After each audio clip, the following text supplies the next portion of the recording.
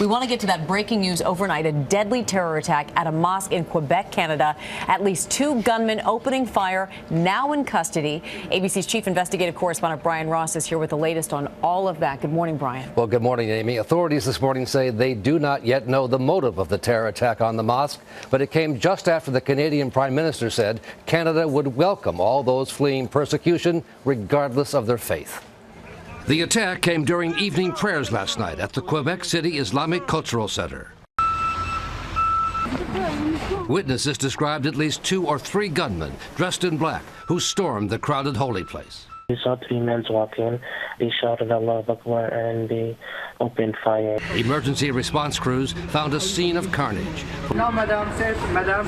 Police say at least 6 people were killed and 8 wounded. 2 people standing next to me praying were killed. There was a lot of shots going on. I couldn't count. One survivor in the mosque told ABC News the gunmen sounded as if they had come from Quebec based on their local accents. Police are still looking over piles of surveillance footage. This is a mosque that has a security system that was put in place, and so they have that footage to go over. And overnight, authorities announced 2 men in their 20s had been arrested as suspects in the shooting. One was arrested here, and the other one was arrested.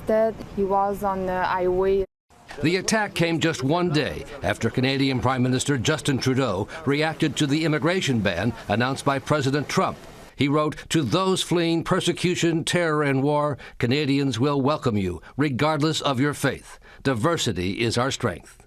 Canada has admitted close to 40,000 refugees since Trudeau took office in late 2015, many of them from war-torn Syria.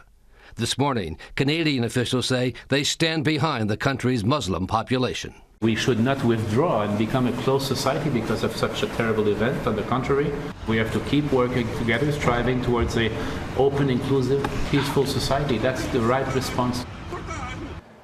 No word so far this morning on what police are learning from the 2 men they've taken into custody, but this is not the first time that mosque has been the target of hate.